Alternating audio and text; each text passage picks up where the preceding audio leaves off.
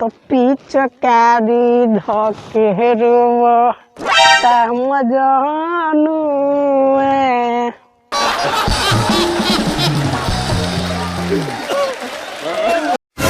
हाँ तो बिल्कुल सही बात बा ये मैडम।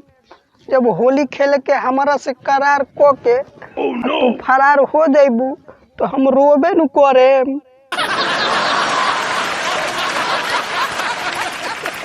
अरे तहरा का लागोता तहरा गोइला के खुशी में गांव भर मिठाई बाटे का हो। हाँ तो बताइए भैया लोग, हमनी के लैला मजनू के जीवन में दुए गो त्योहार आवेला, एगो वैलेंटाइन डे एगो फगुआ। अगर इहो ठीक से मनावे के मौका ना मिले तो धिदकार बा वैसन जानू पो। और क्या बताइए भैया लोग, हमनी के मजनू होली के बड़ा बेसब्री से इंतजार करे नी जा। कहीं से नू होली में जानू से भेंटो हो जाला, उनकरा के तनी रंग और अबीरो लगा लेनी जा।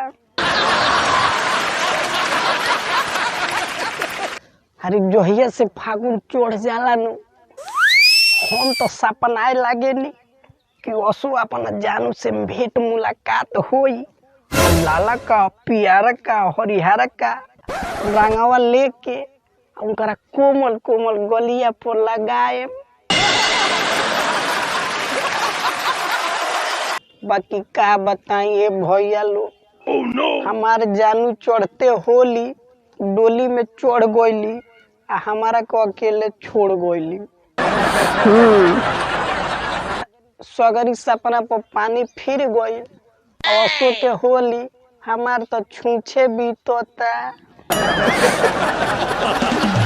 हम तो अपना जानू से होली खेले के एकदम ब्रांडेड कंपनी के पिचकारी किन के रखले रहनी हो कि असो नया नया पिचकारी से अपना जानू के साड़ी में रंग डाले।